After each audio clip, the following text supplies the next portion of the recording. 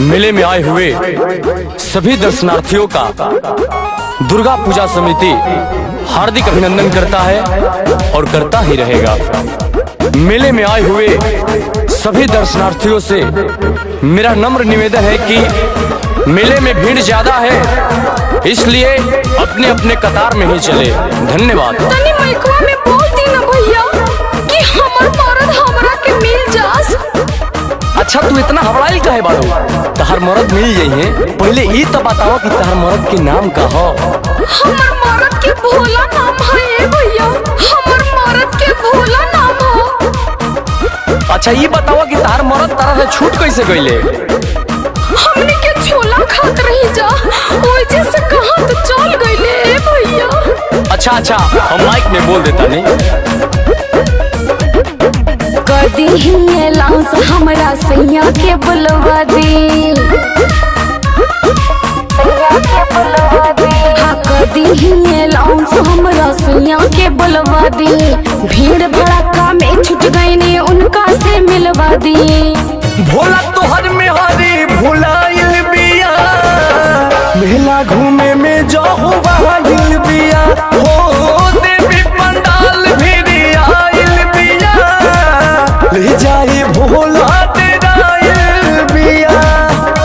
अभी इस बातों को देखते हुए सभी दर्शनार्थियों से मेरा अनुरोध है कि कृपया अपने अपने परिवार का साथ ना छोड़ें, भीड़ काफी बढ़ गई है। धन्यवाद।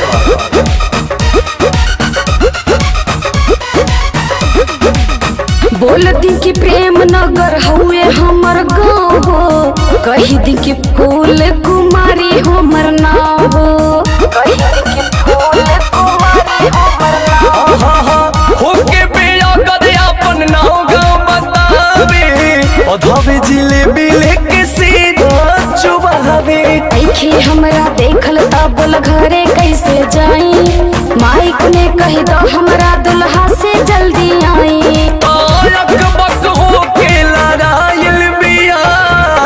देख के भीड़ छड़ाइल बिया, हो भोला तोहर में हरी भुलाइल बिया, ले जाए भोला तेराइल बिया। हेलो कृपया ध्यान दें, एक आवश्यक सूचना।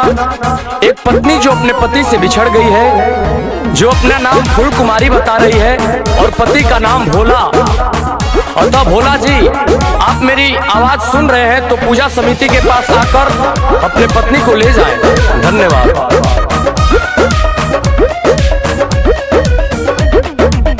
छोलवा खिया के गईले उनका ना बुझाए, रही गईनी हम तो ही में अझुराइल, रही गईनी हम तो रोई रोई कहे भाई हो अपन कहानी, लागता कि नहीं के पियले को होट पानी। कहदा अंकुश गर्दा अब ना छोड़ब उनकर साथ हो, देवी माई के सोझाई कहो तानी बात हो। सुन भाई अकबर कहल बिया, पूजा समिति भी